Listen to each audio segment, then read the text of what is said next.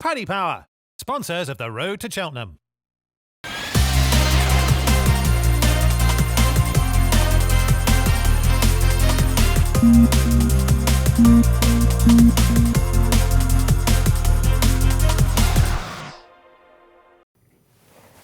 That's how you do it, isn't it?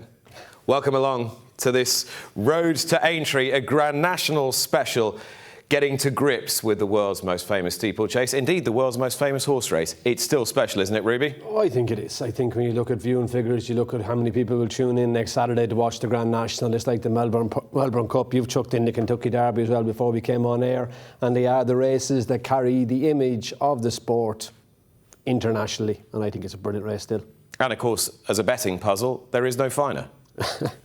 I doubt we'll solve it. We'll try. But it doesn't get any easier. That's the beauty of it. No, it doesn't. And people say, oh, it's not the race it was. No, it's a different race, but it's still a great race and it's still a hard race to pick the winner of. All right, in this first section of the show, we're going to look at the top 11, 1 to 11, and we're just going to have a look at the betting now, just to see where they figure. Iroko 7-1 favourite with Paddy Power at the moment. Stumptown 8-1.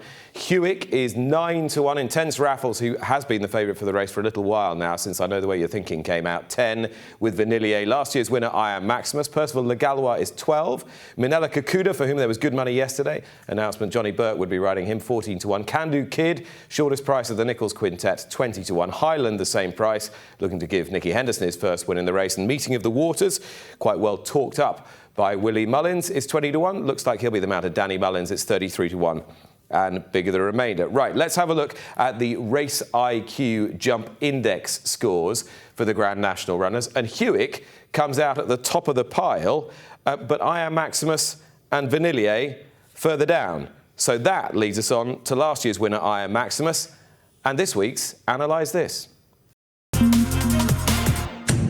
So, for Analyse This, we are going to look back at I Am Maximus's win in the Randox Group Grand National in 2024. Now, the jump index score he got of 6.8, well, that's measured on efficiency, how long it takes to get from A to B. So, down the inside went I Am Maximus. Paul Townend took the paint off the rail all the way. Jumped Beechers really, really well. Ping Canal Turn even first time round, one of his better jumps, but the chair never gets off the ground. Lands in a heap at the back of it. The old chair would have had Paul Townend in the ambulance.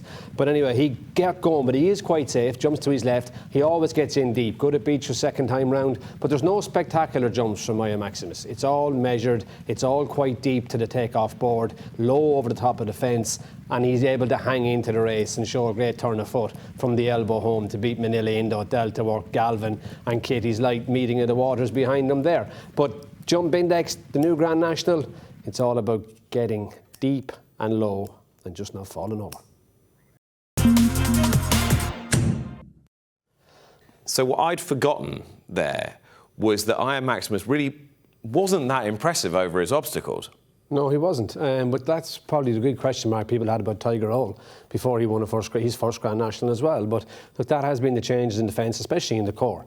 And once you can manage to get your feet out good and quick in front of you and stay upright, you have a chance in the Grand National. What I also hadn't really taken stock of until recently was last year's Grand National actually that good a race? If you look at the placed horses, and we've got a graph to illustrate just what I Am Maximus did in terms of his finishing effort relative to the finishing efforts of the horses who finished second, third and fourth, Minella Indo, Delta Work and Galvin, who are all, let's put it politely, pensioners. Yeah, it is, but when you look at the graph and how the race built from the start all the way through, that's the latter half of the race. But it shows you that the riders were probably being responsible too. It was a race that built all the way. You had a load of horses with chances crossing the Melling Road, and then in the last furlong, I Am Maximus really quickened up. Now, the white graph is the one that really interests me, which was Minella Indo, how much he dropped in the last furlong, because I thought he was going to win going to the elbow.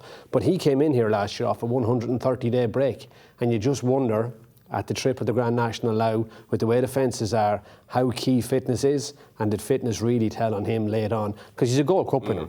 He shouldn't have not stayed, but looking at that graph, you kind of think maybe he didn't. So when we talk about staying the distance in the Grand National, do you think we should actually be talking about conditioning, peak conditioning? I think peak conditioning is absolutely crucial to Grand Nationals now.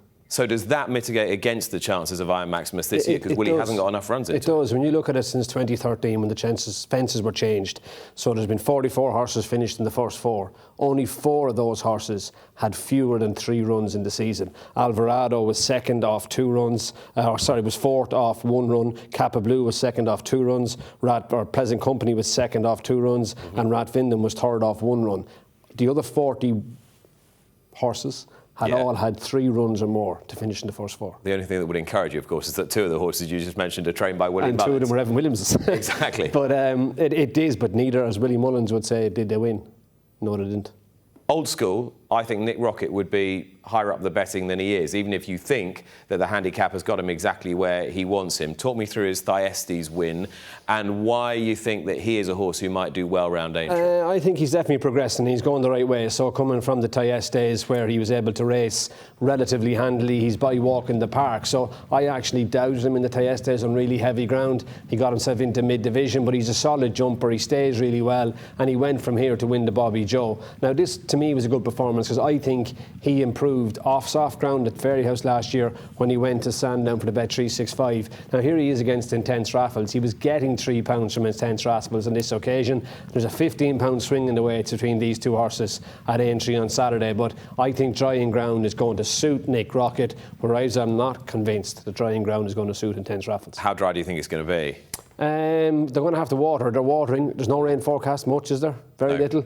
Windy, bright. They will try and keep it slow, but it's going to be watered slow, not naturally slow. 2 much better judges than me, though not better judges than you, both told me yesterday that they thought the time was right and the ground might be right for Hewick. And he does have that touch of class. He won the King George last year. Is this a Shark masterclass, do you think? It could be. I think the way Hewick jumps will really suit the track as well. He never won that's going to over jump. He's always taking the top off his fences. He is a King George winner. And from the time he's won the King George, he's dropped. He's come down a few pounds in the handicap. He's down 6. He was at 167. Around the time he won the King George. He had a great run behind Envoy Allen at Down Royal. Good prep over hurdles on good ground on his way to here. So, look, I think he's a good chance. And again, his style of racing, he likes to get forward. Jerry Colomb on his inside, Envoy Allen on his outside. He grounded down here, and Envoy Allen was just too good for him on the day. But that's a cracking run, and I think the handicapper has definitely given him a chance. And he's super genuine. He'll keep finding. So if he's there with a chance at the last, and you know he's going to keep drilling. He's tough, and he had the pace to win a Galway plate, so he should be able to get himself in a good position.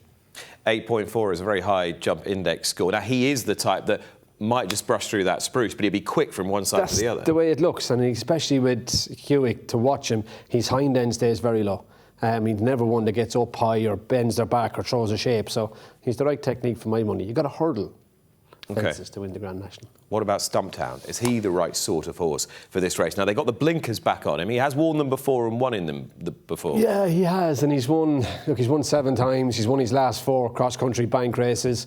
But I did think he was workmanlike at the festival. I know it was a new mark of 157, a similar mark as to what he's going to carry at the Grand National. But I thought there was times in the cross-country race that, God, you didn't want to be on Stumptown. I thought Keith Donoghue gave him a great ride, and he arrived at the right time to go and win. Some people really fancy him. The blinkers are back on. He had cheek pieces on this occasion, but Chemical Energy and Late Night Pass, I actually think Late Night Pass just about gets this trip, and Vanillier was running on.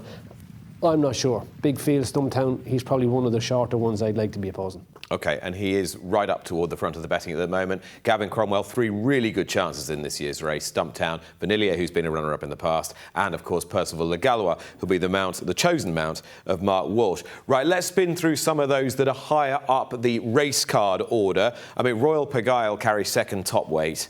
Venetia likes it, do you? Where's Lancaster? Is that where we're going? Is that where Aintree is? Merseyside. Yeah. I think Royal Pagaille would want the race to be in Haddock, though. OK, yeah, he wants it in Lancashire. He does. He wants it in Lancashire, not Merseyside. Not in Merseyside. Okay. Look, 6 wins, all have come in Haddock. I'm not sure. He's been given a chance by the handicapper. He's down 7, but he does want soft ground, in my opinion. And look, he's a very, very good horse, but the ground has gone against him. I think he's jumping will suit. He's bound to stay, but no, ground against him. OK, Grange Clare West, who's got that one really good bit of form this season at Leopardstown in February behind Galopin des Champs. Yeah, and had to run in the Webster Cup at Navan to qualify. It was his 6th run over fences. He chased home, or beat actually, Hartwood and Corbett's Cross as a novice chaser. Chased home Galopin des Champs in the Irish Gold Cup. He went up £4 for that. he could be unexposed. There's no doubt about it. He's a very, very good horse. He'll love the ground, and he's very lightly raced. Brian Hayes looks like he's going to take the race. Looks like Brian Hayes will ride him. It looks like Patrick will probably ride Nick Rocket, Paul Aya Maximus.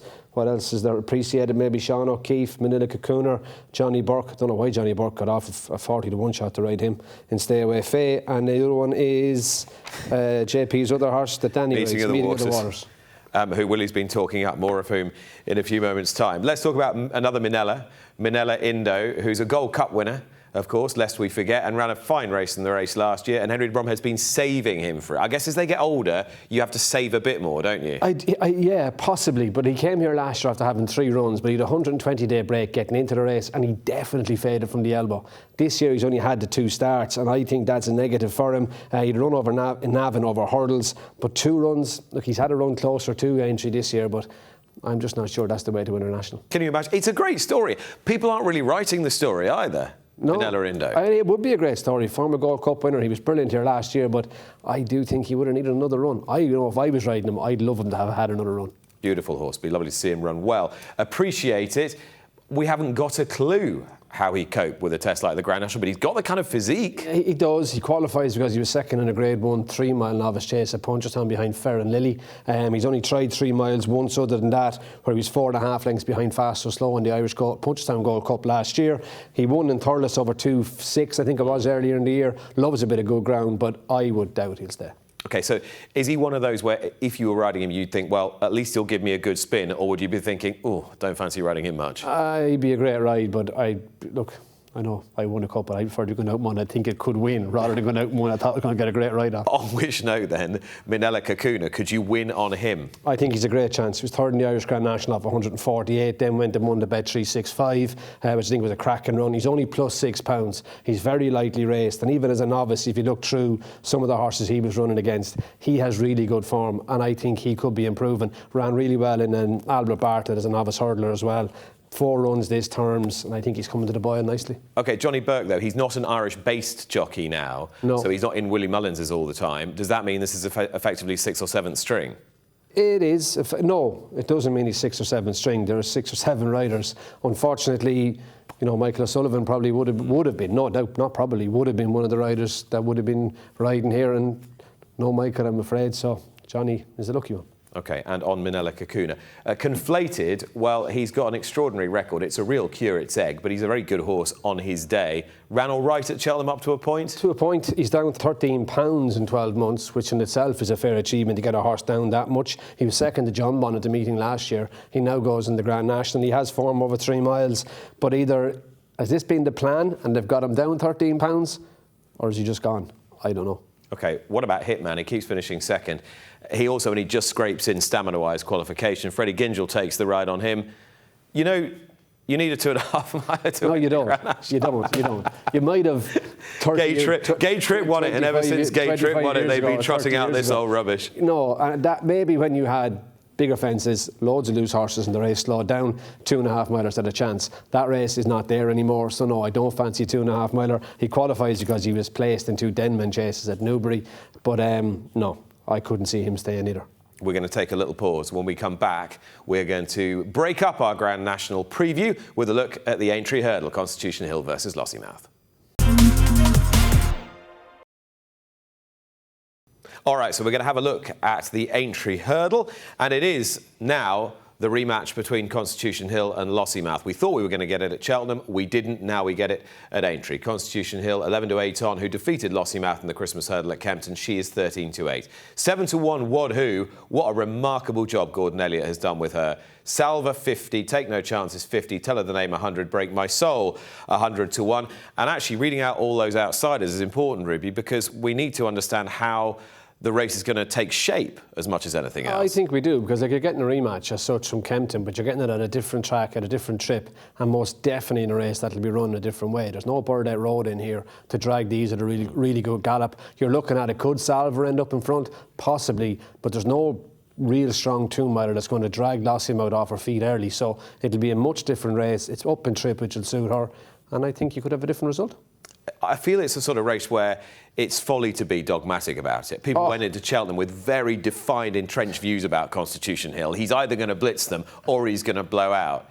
You almost know less now than you did then. Yeah, that's the beauty of racing now, isn't it? People get dogmatic all the time, and then horses just prove to you that actually you should never be dogmatic about anything. What did you make then of what he was doing when he fell at Cheltenham, where he was positioned, how he was going, I thought how the race was unfolding? Okay. Position was a great position, ideally where Nico wanted to be, but I thought he was travelling just okay. I thought Stateman was travelling the best in that race, full stop. But look, Constitution Hill has always been on the edge with his jumping. From the time he was a novice all the way through, he has taken the odd chance. Last in the Champion Hurdle, he stood a mile off it. He saw him at Kempton as well. He has had a tendency in the past to be on the brave side. Now, he's a brilliant jumper, but unfortunately for him, the International was the first time he put down and changed his mind. And then when he went to Cheltenham, even though he jumped well early, when he changed his mind here, he doesn't get a foot off the ground, steps straight into the hurdle, doesn't get away with it, and ends up in a heap. Now, the trainer thought Nick could be or would be that actually a fall, in the best possible sense, may have taught him something. Stop him being so lackadaisical. A little bit. You'd have been taking chances, and sometimes they do. And it's probably the difference between the new rubber hurdles and the old timber ones. If that had been a timber hurdle in January when he put down and wrapped the bar, he'd have wrapped his shin. He probably wouldn't have done it again. But with the new rubber hurdles, there was no sting off it. So he's gone and taken another chance. But look, that's only all opinion. I don't think that it will have frightened him. I think some of the best jumpers lived on the edge. Istabrack fell a couple of times. Hurricane Fly never did, but when you're on the edge, there's a chance you're going to end up on the floor. Will it make Nico de Boinville play it any differently with that in the back of his mind? No. Back out there and right, he'd have schooled him, ride him the same way. If you go out thinking there's a chance he could fall, you might as well stay in the wear him. What about Lossiemouth then? Did you think her Cheltenham win, because the form's quite difficult to assess relative to Constitution Hills, did you think her Cheltenham win represented an improvement in her overall well-being? No, I think she was back down to a level. Look, her first run at Fairyhouse, it was a cakewalk. There went no gallop. She got on her feet and she sprinted away to win. Then she went to Kempton, where she was taken off her feet. Burdett Road jumped and went. They were clocking over 30 miles an hour, go up to near 33 miles an hour at times, and she was just on the back foot every step of the way. The Constitution Hill was fresh on this occasion and it really suited him. And to be fair to Lossiemouth, Nick, she really kept going. She had every opportunity to fold in this contest. She didn't, but she kept going. And then when he went to Cheltenham, when he came down 4 miles an hour, 29, the odd time they touched 30, she was just so much happier. Super comfortable. Oh, super comfortable. Always travelling really well. If anything, a little bit keen. But I think, when you get to the weekend or to tomorrow, 2.5 miles, no guarantee front runner in the race. And I think when she gets the opportunity to go along comfortably, she's able to quicken up really well. Whereas at Kempton, she never got that chance because it took her off her feet and she was flat out all the way. Look, her pedigree would suggest she should have the speed for 2 miles, but the more you look at her, she has looked a better filly at 2.5. She's got a beautiful long stride. She does, distance runner's stride. She has it, and that's the way she covers lots of ground. She's usually a good jumper. She ended up on the floor at Leopardstown, but look, she's a really good filly, and I don't think you can completely rule out Wodhooh either, can you? Well, I mean, you haven't been able to so far. What is she, straight 7 from 7? All the way up handicaps? It's very difficult to do. It is, and every time she goes and wins, you think, well, can she carry the next penalty? And she does go and carry the next penalty, and I'm not sure everything went according to plan for her in the Martin Pipe either. She probably was left in front plenty soon. Having said that, I thought Danny Gilligan was doing the right thing every step of the way on her, how he was covering other fancied horses within the race, but you just don't know where Wodhooh's ceiling is. Maybe we'll find out tomorrow. Maybe we won't. Maybe she'll go and bowl 10 and you still don't know where that is. She adds an intriguing third dimension to the Aintree Hurdle, which is the centrepiece of what is a wonderful card on the first day of Aintree's Randox Grand National meeting. And we'll be looking at the middle section of Grand National runners in a few moments' time. OK, that little diversion out of the way. Back to the main event, the Randox Grand National itself, and the middle chunk of runners. So at the moment, numbers 12 through 22. We might start with Perceval Legallois here. Grand National winning owner, Gold Cup winning owner this year, Gold Cup winning trainer this year, Gold Cup winning jockey this year. Can they do it again with this horse? What's not to like? Nothing, and a massive, massive chance in Perceval Legallois. He won on his chase debut, Nick, and then he fell on his second start. But since then, the race of least value he has run in has been the Drinmore for 80,000. It's been all £100,000 chases from there on for him. He's had the 9 starts of offence. He's won twice. He's won at Paddy Power, and he fell obviously going to win a Leopardstown chase off 135. Travelled really, really well in the Paddy Power for Mark Walsh. Sat him in mid-division. Panda Boy was outside him. Arrived going to the last with his chance and quickened up smartly to go away and win. He's won since over hurdles at the DRF, where he beat Gay Cool in a handicap hurdle.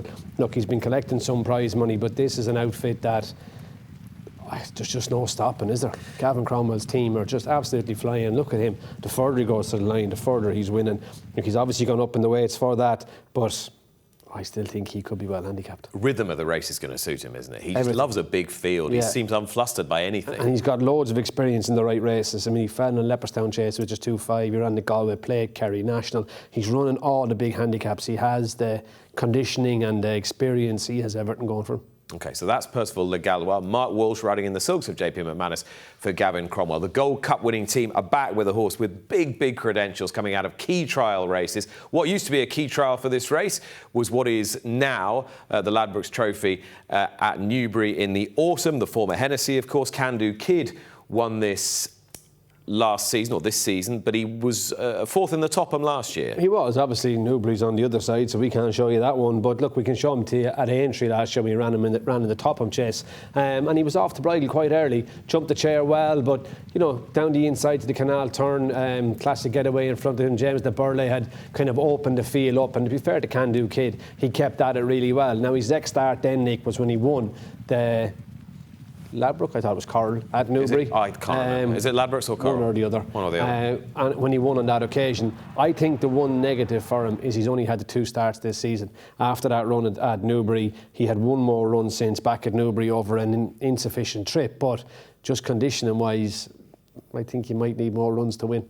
OK, that's Kandoo Kid. Harry Cobden still thinks he's just about the best of the Nicholls quintet. Has to ride him because he's the one that's improving, though he did say he schooled Bravemansgame earlier in the week and the horse had schooled particularly well. Let's look at Iroko. Now, if there's a horse who's going to win this based on column inches, it's him, because he seems to be the most written-up horse in training. Does he deserve to be? He probably does. He's had 4 starts this year, and you could probably say he has caught the eye on more than one occasion, although he hasn't caught the handicapper's eye, because since he ran behind Trelawn, he's been on a mark of 152, and he's still on a mark of 152. He was second to Trelawn at Ascot, caught the eye behind Moon d'Orange at Cheltenham, and he finished 4th off a mark of 152, and then went to Kelso behind Grey Dawning, which is a cracking run as well. And look, this is going to be collateral form. Grey Dawning goes and wins the Bowl tomorrow afternoon, and Iroko is going to get shortened for the Grand National. He's a strong traveller, he's a good jumper, he's a Martin Pipe winner in the past. Is he guaranteed to stay on, Nick? It's not a guarantee, is it? No. We simply don't know. And to your point about conditioning in races over a distance of ground, he hasn't really had that either. No, that's his only run at that distance. But look, he has enough of runs. It's if he really stays, and my guess is as good as yours. OK, so mark of 152 for Iroko. He's clearly going to be one of the horses that's very well fancied, particularly if Grey Dawning goes and wins the Bowl. On to Intense Raffles, last year's Irish Grand National winner. This is a route that has been taken several times before to good effect. Does this horse have the class? Number 6, Valverde, Hedgehunt, yep. Bobby Joe, Aya Maximus, loads of horses have done this. Does he have the class? He definitely does. He's 11 pounds higher than he was when he won in Fairyhouse last year. But my one concern from is going to be the drying ground. He did win an AQPS race over 12.5 furlongs at Averon or somewhere on good to soft ground. But outside of that, every start he's had has been on soft ground or slower. Didn't he beat Iroko in an AQPS bumper? He could have. I just looked at the ground. I wasn't even looking at the form of it. It was that long ago. But look, it was in August of 2021. Maybe he did beat Iroko, but its ground is going to be the key to him. And will he have the pace then to travel on drier ground? Will he be as good a horse on drier ground? He obviously has a huge swing from the Bobby Joe chase, which we saw earlier with Nick Rockett. Are you still happy that he beats Nick Rockett? Ground notwithstanding? I think ground is definitely going to suit Nick Rockett, but it'll have to. There's a 15-pound swing there for 3 parts of a length, and basic handicapping maths will tell you that that can't happen. Intense Raffles should finish in front of Nick Rockett. But look, he jumps, he stays. JJ Slevin rides him. Tom Gibney's been naming him at this. The double green of a couple of runners in Compien earlier this afternoon.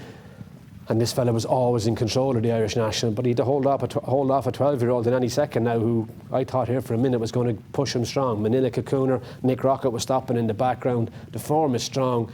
I thought here any second now was coming to chin him, but in fairness, Intense Raffles grounded out. Up 11, ground is the concern. But he's got a lot of this, hasn't he? Loads of that. And you do need that as well as everything else. Yeah.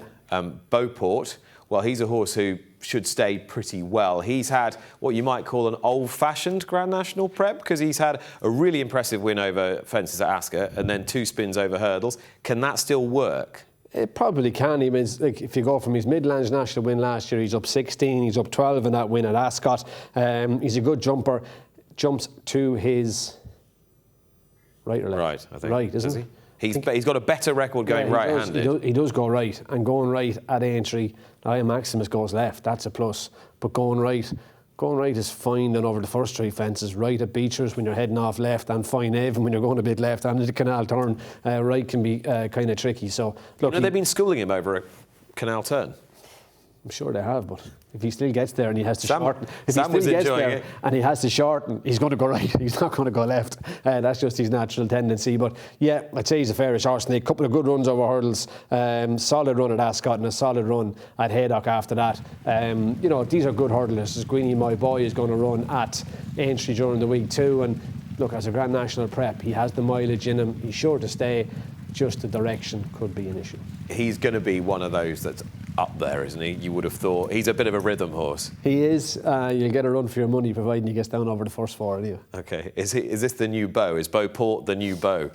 Oh, I'd say Sam Twiston-Davies would be hoping he was not as unlucky as Bowen anyway. Yeah, for sure. For sure. The Can't imagine Sam one of the many that got away. Carlo Ellen was running after Bowen, can you?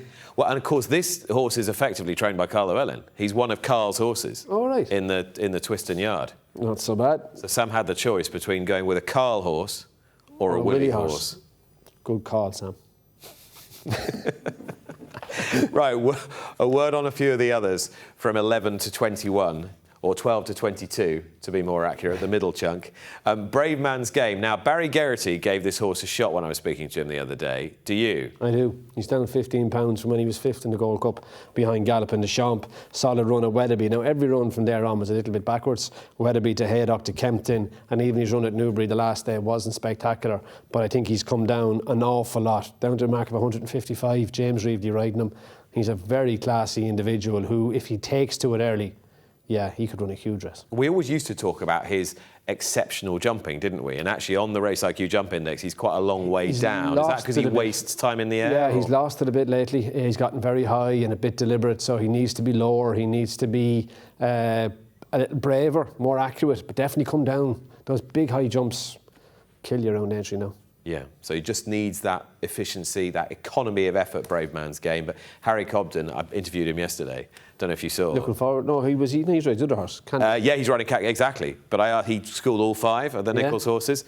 He said, well, if you just landed from Mars and got dumped on all 5 and asked to go school them and work him, he said, well, you'd only be riding Bravemansgame because he's a different league to all the others to feel at home. So why isn't he?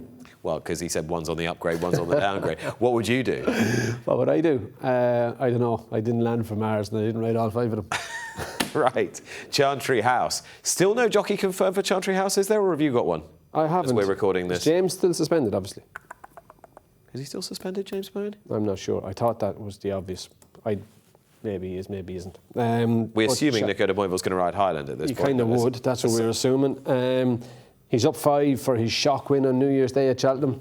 I think it even shocked me, even though I wasn't there.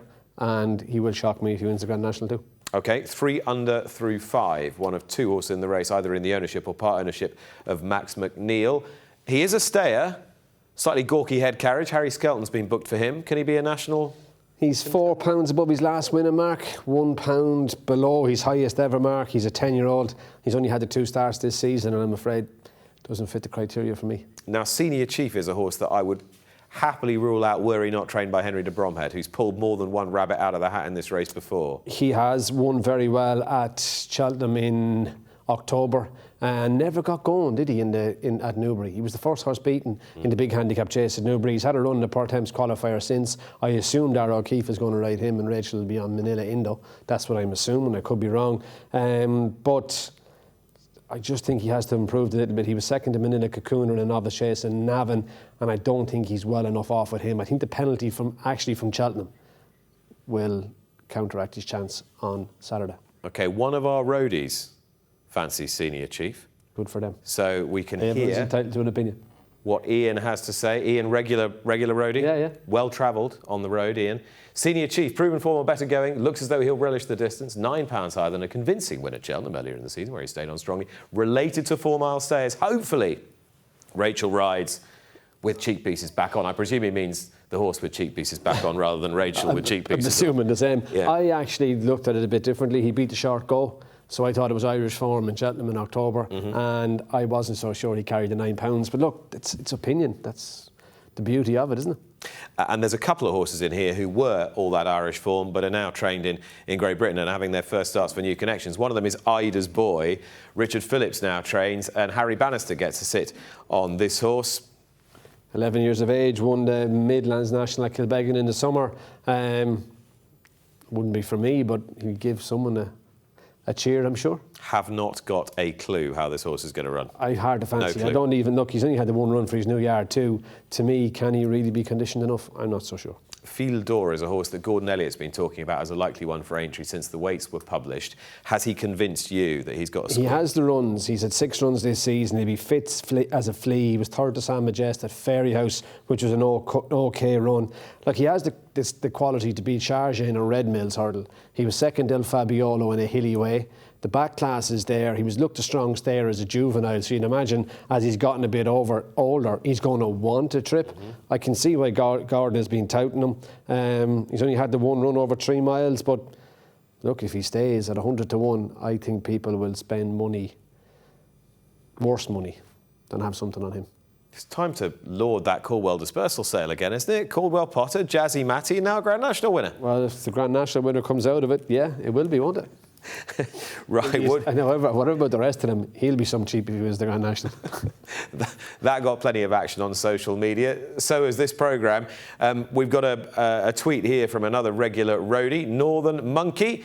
Says, for JP not to run, I know the way you're thinking, when he was £15 well in and just destroyed the best 3 mile steeplechaser in training, albeit Gallivanich didn't have his ground, he must think he has the winner. He's controlling the weights with the returning winner, Iron Maximus, to get Iroko in off 10-11. Now, I love the way you're thinking, Northern Monkey, but it's not just Iroko, is it? It's Perceval Legallois and it's Meeting of the Waters and whatever else. Yeah, so, but I look Chantry at it slightly different too. You're also controlling the weights to keep Intense Raffles where he is. You're keeping Vanillier where he is. You are also keeping everybody else down in the weights. So whilst Iron Maximus might be top and controlling the weights, you're still giving other horses a chance to.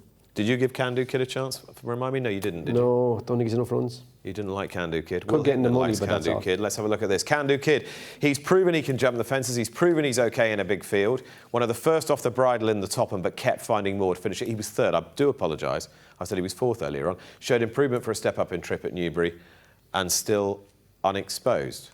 That's what Will Hickman says about Kandoo Kid. He could be, but I just think that, for me anyway, you have to try and look at it some way. How do you have an opinion? Mine is that it's fitness, it's conditioning, and I'm not sure. Look, as fit as Paul Nicholls will have them, as fit as William Mullins can get them, I just think at this distance, the way this race is run, there is no replica for races.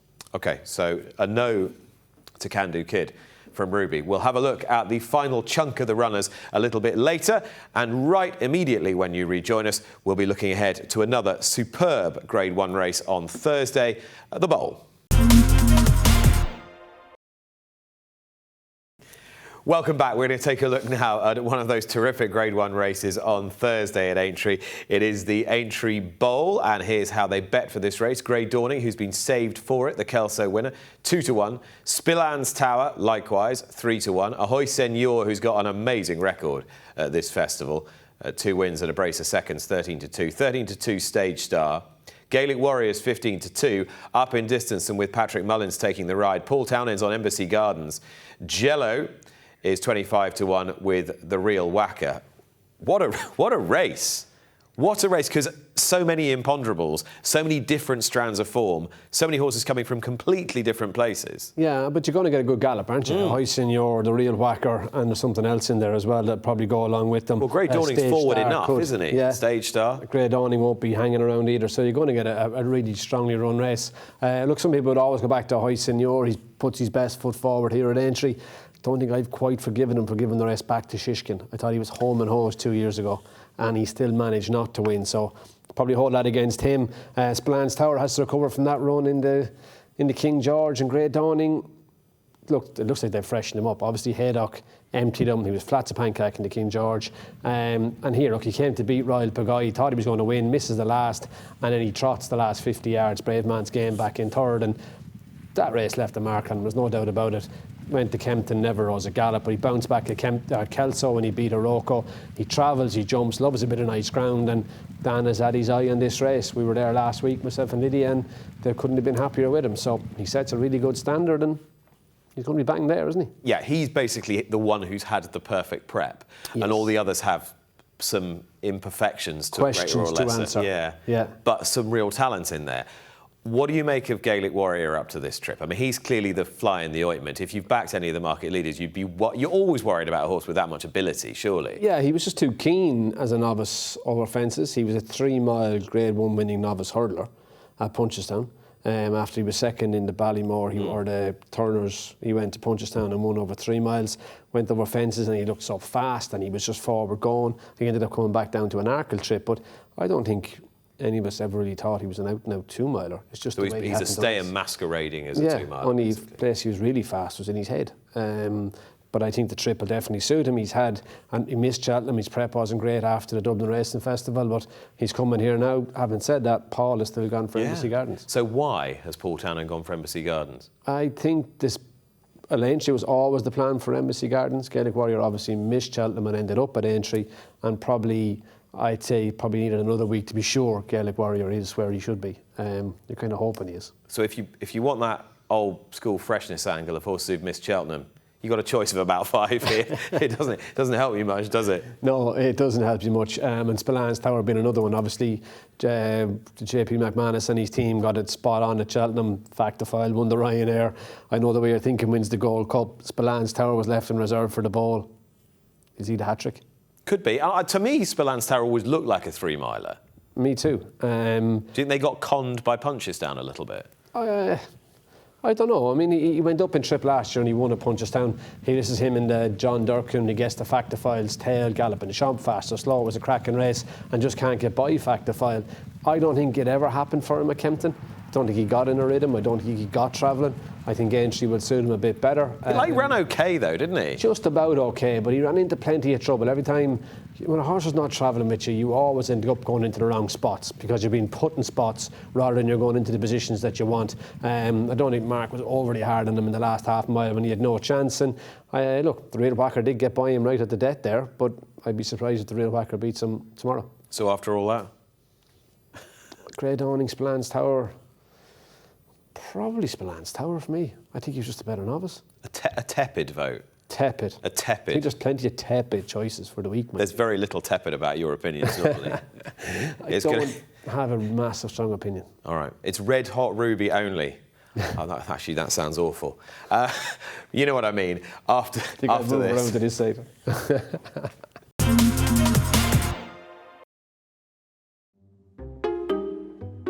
You looking forward to the Grand National? No, it's not the Grand National anymore. It's just another handicap chase.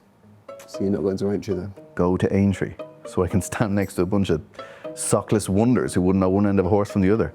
No, thank you. Okay. You prefer the smaller meetings then? Smaller meetings? Watching low-grade action at some gaff track? Wouldn't have thought so. Fair enough. So you just watch on ITV then, is it? ITV? If I wanted to watch a fashion show, I'd watch Trini and Susanna. And don't get me started on Sam Quick. Well, you don't know anything about Sam Quick, do you? No, exactly. So if I'm not familiar with her, how can she possibly be any good at anything? Okay, so stick to the experts, Racing TV, is it? Racing TV? You think I'll pay for that muck? No way, but let me tell you one thing. If Nick Luck was an ice cream, he'd lick himself. Okay, so Sky Sports Racing is? Sky Sports?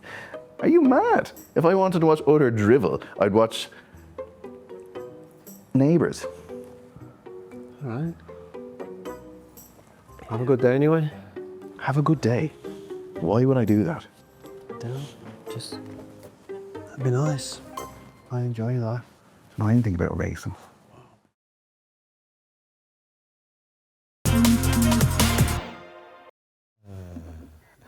Are you a chocolate? I'd be chocolate, wouldn't I? Chocolate? Or strawberry? Yeah? Yes? Not sure. Definitely not vanilla, no. Can I not be vanilla? Definitely not vanilla. Okay. So not vanilla, chocolate or strawberry? Vanilla's supposed to be bland. You're definitely not vanilla. I'm definitely not vanilla. From vanilla to Vanillier, who... Oh, that was smooth. Oh my come God. on. They've got something to work with next time, the boys at Paddy's. Just give him the cone and get the flake. You're a 99. Right.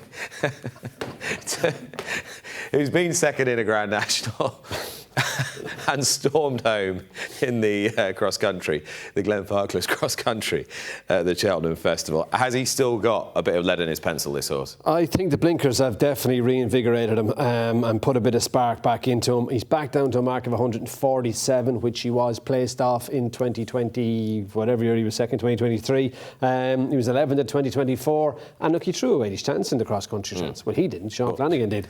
Jumped the canal tournament straight on him. Poor old Sean. He was supposed to go left. I mean, the one race, well, come on, you go win the champion chase after that, but the one fence on the track that you think, yes, I go left here. I think he's run really well from there, considering how it went for him, and I just think the blinkers have given this horse definitely a new lease of life, and I won't be surprised if he runs a big race. It's not that long since he won an Albert Bartlett. This was him finishing second in a Grand National 2 years ago. Yeah, he just got so far back, and he had cheap pieces. He was never in the shot as such, and Corrick Rambler absolutely bolted in. But I just do think that with the blinkers on him, he'd be able to hold himself in a better position. Now, Gavin Cromwell did say he can hit a flat spot the other day. He said it's time for Stumptown, didn't he? He's worried about both hitting flat spots, but I mean, look how well he came home. Most people fancied him again the following year. Maybe good ground might be a negative for him, but I think blinkers have rejuvenated him. A lot of people will just be thinking, well, he's had his chance. Yeah, won't and they? maybe he has had his chance. Gavin Cromwell kind of said that too as well, didn't he? He's worth listening to, but I just think blinkers. Nicky Henderson, second in his first ever season with a licence. Was he? With Yeah. what? Zongaliro first, wasn't it? And then Zarovic, and the Classified was placed in it, I think. Or am I getting them the right way around? I don't In know. black and white. So, no, it's not that long, is it? It's like late 70s. It's like 78. When were you born? 78. 79. No wonder I don't remember it. I know. So there we are. Yeah, just look at my grey hair. Chalk eyes. I didn't say.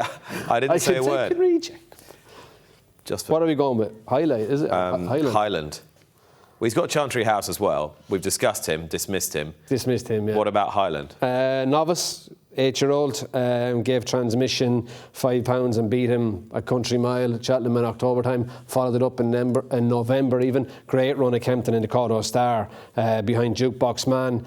No match for Connacht Dory at Kempton then in the old racing post. But look, he is a good jumper. I think good ground suits him. The trip should suit him.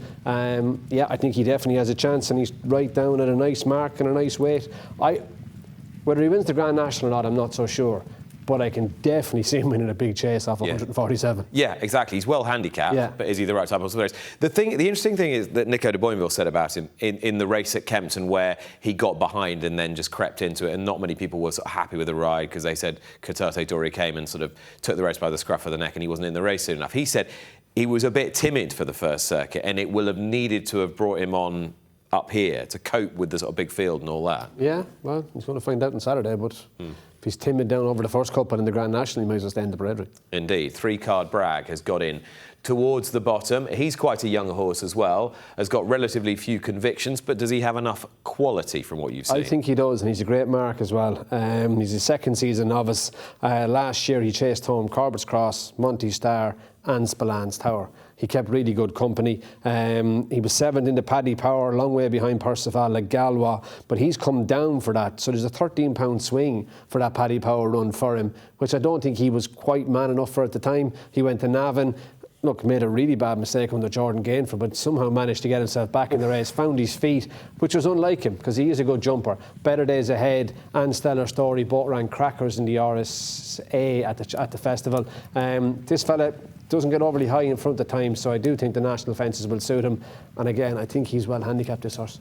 OK, so 3-card brag, you do give a squeak to? I do give a good squeak to. And Sean Bowen, I think he's been having an incredible season, Sean Bowen. I think tactically, he's turned into a brilliant jockey. I think his improvement in him in the last 2-3 years, and even again this year, has been outstanding. And you know he's not going to give up, that's for sure. No, but I know he's not going to give up, but his judgment on horses that have found the pace of a race too hot, how he's managed to sit like on that Newbury horses, ride, and let them find their feet, and then he's definitely tactically, speed-wise, clockwise, fractions-wise, I think he's outstanding. So a big asset, Sean Bowen, on 3-card brag for Gordon Elliott. Right, those we haven't mentioned in the bottom third of the race at the moment. Broadway Boy is another one for Nigel Twiston-Davies. This one's going to be ridden by Tom Bellamy. I'm pretty sure Broadway Boy is in the colours that Rhinus was placed in this race in.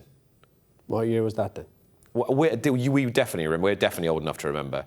I'm thinking 90-ish, that sort of time. Maybe, I'd guess, that 90. sort of era. Seagram was 89. 90 was Mr. Frisk, was he? Yeah.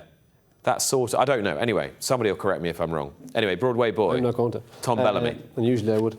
Has he? 7-year-old, threatened to win a big race, made a bad mistake at Newbury, which definitely inhibited his chances. His last 2 runs have been disappointing. But look, when you watch what he did as a 5-year-old, that 3.25 mile handicap chase he won at Cheltenham, he's only 4 pounds above that mark now as a 7-year-old. I think there's a really good handicap chase in him. Will it be the national or not? I'm not sure. Is he just in good enough form at the moment? Dear old Coco Beach is back to lead them for a circuit. He pulled up in 23. He was 11th in 24. 20-1 winner of a Tri-Town back in 2023. Look, he's £6 better with Vanillier for his run over banks at Punchestown in February, but he'd 18 lengths to find out with him. So, no, I think he'd be a surprise winner. Yeah, according to the Race IQ Jump Index, he's the worst jumper in the race. But he's not, though, is he? Don't think he is. No, well, no. I know if you were going out to ride him, look, he definitely went too fast in one of the Grand Nationals, but if you're going out to ride him, you wouldn't be thinking you weren't going to get around anyway. OK. Paul Nicholls has been on. Wants to know if you can ride Stay Away Faye. I'm not going to Canal Turn to catch him to ride him back. I actually think he ran OK at Cheltenham. He just had a school round the outside. I did too, but he's pulled up in 3 of his last 4 starts, and I don't think he has built... Since he ran as a novice in the Cotswold Chase, I just think he's gone downhill. OK. Paul O'Brien. Huge engine, big lots of ability, but only 2 starts this year. The raw talent in Stay Away Faye is there, but they're just not getting it out of him at the moment.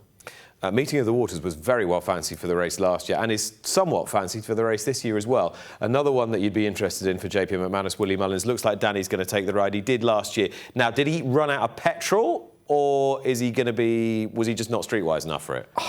Bit of both, maybe. Look, he's an 8-year-old now. He was 7.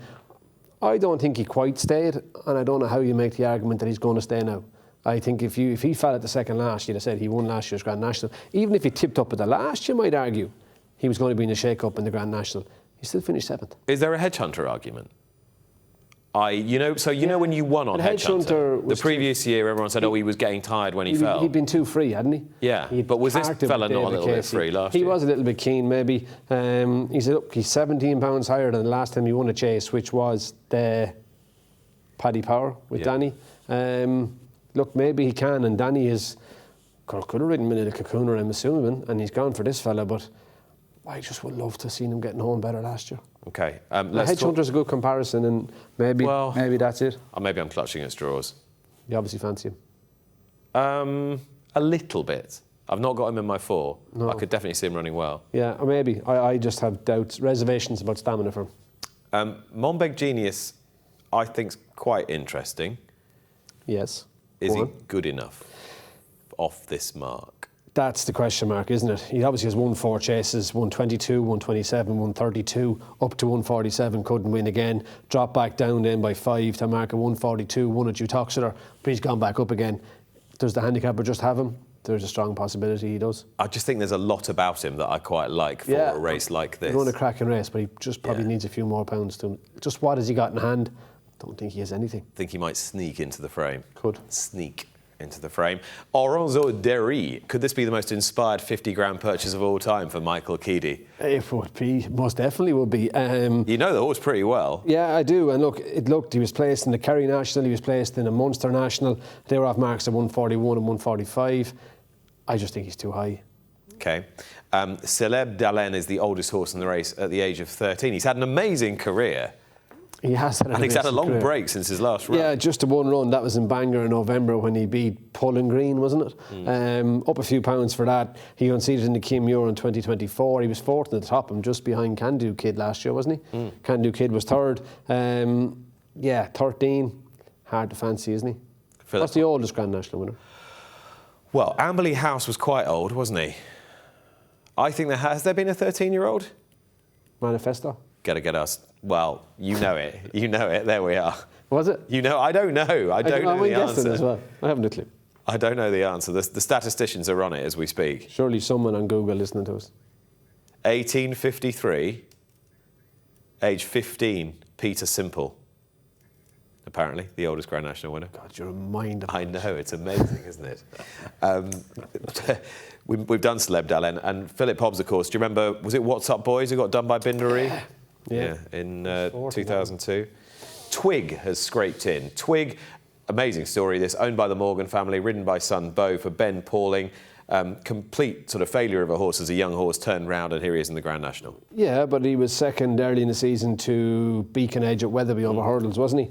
And I think he's up a couple of pounds. He was second in the Ultima last year behind Chianti Classico. Once nice ground, I Once think. a bit of nice ground. Yeah. Look, there's back form there. Current form, maybe not, but the back form is there. And it looks as though the last one to get in, but we're recording this before declarations, will be Dufflecoat. Shake 'em Up Harry is just below, but Dufflecoat's the last one getting in at the moment. Probably should. Looked like he was going to run into the money in the National Hunt Chase, I thought, when he got brought down at the second last. I don't think he was going to beat Rebecca Curtis's horse, but he was running in the money, and therefore, to me, justifying his position in the field. Those who aren't going to get in, balls like Shake 'em Up Harry might get in. Favre de Chandu's not going to get in. Mr. Van Gogh's not going to get in. That's been the bone of contention, hasn't it? That's the one on whom all the chat about how to change the Grand National qualifications is going to rest. I think I might look at winning your ins. I would have the entries on the 1st of December. I'd have the weights on the 2nd of January. Every horse from the 2nd of January to 21 days before the Grand National should have to run in 2 chases. They have to run in 2 chases. Mandatory penalties, £4 for winners, and any horse who falls by £4 or more from the mark they were given on the 2nd of January drops down the ballot. Wow, that is innovative for sure. And the function of that would be more inform horses. The most 34 inform horses at the start of the Grand National. And of course, Mr. Van Gogh would sail in, because of course he'd be running off his... would Favre de Chandu, and there's 1 or 2 up there at massive prices that would drop out. That's what you're hoping to create. Just because you have the highest rating doesn't mean you're the best horse. But then, conversely, why couldn't you say, well, just run it like a normal chase, enter, and it's whatever weight you get at the 6th day stage? Yeah, you could do that. But then you miss the build-up, I suppose. That's what I was going to say. This is the one race that we can get people from way outside the sport to talk about, so why not make more of it rather than less? Okay. I think something will be done to ginger up the makeup of the field between now and next year. That's my feeling. Right, my 1, 2, 3, 4. We'll do the least important first and save the best till last. Okay. What are you going with fourth? Monbeg Genius, I think, can scrape into the frame. In, right? I just think he's come back this season. It's that classic horse that you wanted for the race last year. You've forgotten about him, and now he'll come and bite you on the bum. So I think he's in fourth. Grange Clare West, just a really classy horse. Yeah, unexposed. Minella Cocooner, I think, will stay really, really well. We know he'll stay really, really well. The drying ground is definitely in his favour. I think so too. And I've just loved Intense Raffles for this race ever since he won the Irish National, and I'm just hoping there's enough juice in the ground. Yeah, he's an obvious one. I've gone for the same horse to finish second. Minella Cocooner to finish second? Minella Cocooner as well to finish second. Going for a huge price, 1 in fourth. What, a massive price? Massive price. Like 100 to 1 poke? Yeah. Really? Who's that? Well, it can only be one. What, there's only one horse at that price? No, but Field Dor. I mean, Gordon Elliott told us all at the weights. I actually said, when I was on stage with him, you laugh at me, but I fancy Field Dor. And I said, you're right, I am laughing at you. And then I went home and thought about it and looked him up and kind of thought, maybe I shouldn't be laughing at him. Okay. So I did have something at 100 to 1. Good. I think you can do worse things in life than back 100 to 1 shots. So I went for him to be fourth, Field Dor. Minella Cocooner was second. I know what I went for to win the race. What did I go for to finish third? I am Maximus. Just don't think he has the runs under his belt to win a second Grand National, but he could run in the money. But he can run well again. Yeah, and I think he's another one in the same colours will win the race, and that is Perceval Legallois. Okay. Okay, which is a very, very solid, obvious chance. A horse who's still on the upgrade and has loads and loads of form in big fields. I think so. Okay, so Perceval Legallois to win the Randox Grand National for Ruby. It's an intense Raffles for me. We can wrap up the rest of the meeting. We'll begin with a look at the Melling Chase.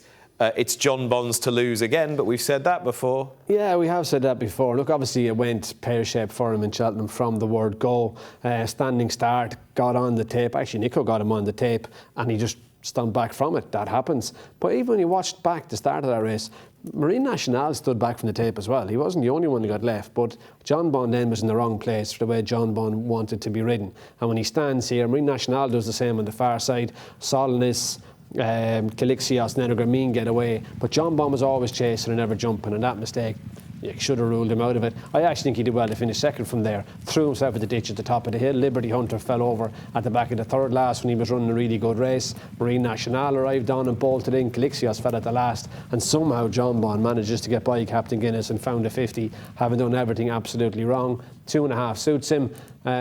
Smallish field might suit him too. He's very genuine, isn't he, John Bond? I think he is, yeah. I think he's very genuine. I just think when he got inside Solidness all the way in the champion chase, he was always racing into a pocket he could never get into, and he never got on the bridle. Looking back on it, Nico might even have been better if he just said, I am where I am, and stayed back second last. Okay, should we take a look at the betting for one or two of the other supporting races during the course of the week? Here we go. The Heighton Asphalt Franny Blenner Hassett Memorial Mildmay Novices Chase. They'll finish running by the time the commentators read that lot out. Handstands Caldwell Potter. It's intriguing at the top. Has it surprised you Paul has gone up in trip with Caldwell Potter? Maybe not on nice ground on a sharpish track. Yeah. I was disappointed with Dancing City at Cheltenham, mistaking the third last, and he folded quite quickly. But he was good here last year at this meeting. Isn't Paul Nicholls trying to see whether he's got a Gold Cup horse for next year? Possibly, yeah. I hadn't thought about that. I think Dancing City is the value. Okay, Dancing City, the value. Good, strong stay, a classy horse, form at the track, 13-2. The Truster Trader Top Novices Hurdle has been won by some very good horses down the years, and Romeo Coolio, who ran such a fine race at Cheltenham's 11-10 with Sam Ewing. Poor old Jack Kennedy missing out again. Tripoli Flyer Johnny Burke was very sweet on his chances yesterday, 11-4. Salvatore Mundi, Paul Townend taking the ride at 11-2. 9 Diva Luna, Jet to Vegas 14, it's 25s, and bigger the rest. So Cheltenham horses who ran really well, horses who didn't run at Cheltenham, geldings, mares, you got the lot in here. A whole lot in there, but I would be... God, I'd find it hard to oppose Romeo Coolio, would you? I think he just ran really, really well. An absolute cracker. Don't think there's too many holes in him. No excuses. I didn't think. I think a lot of Gordon Elliott's horses ran that way at Cheltenham. Ran absolute crackers, just didn't win. The only way he gets beat is if they go no pace, I think. And then you've got horses like Tripoli Flyer and Diva Luna who've got quite a sharp bit of foot. The Mersey Novices Hurdle is next. Lulamba was a surprise. Left field for me. I don't know. I just found it always riding there, as flat a track as it is, you get racing away from the stands in Aintree, and non-stayers don't win there. Okay. Have you got one against? Especially over 2 miles. I don't know. I don't think Cocktail Divin could be done. Possibly. The Ivy Liverpool Hurdle sees Tupo 15-8. Now, Kitzbühel is the horse that we haven't seen in deep yet. No. Age is against him, I'd say, is it? He's only a 5-year-old, isn't he? No, you have a better idea as to how good he is than I do. I'd say he's a very good horse, but I'd just be slightly concerned about a 5-year-old in this deep. Division still looks thin, doesn't it? It does, but just going that trip as a 5-year-old, I'm not so sure. Against Chupa's a very good horse. The McGull Novices Chase, the Roscon Group McGull Novices Chase. Lodhu Sud, 5-4. They've got some headgear on. You were at Skelton's last week. Yeah, Harry has been very hard on himself over the Arkle. Headgear on him. Don't know.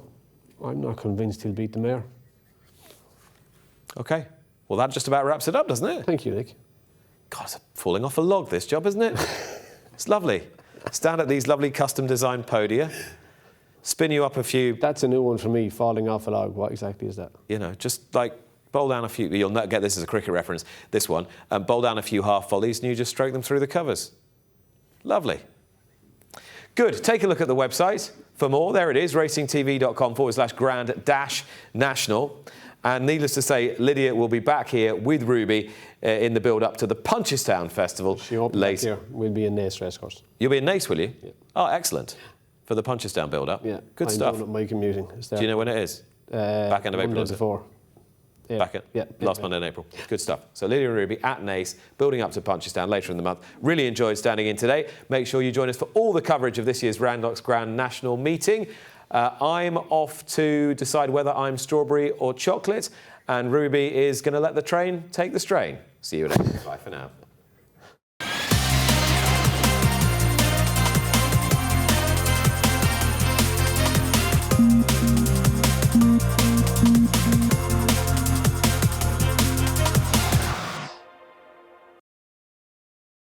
Paddy Power, sponsors of the road to Cheltenham. Watch live racing now on racingtv.com.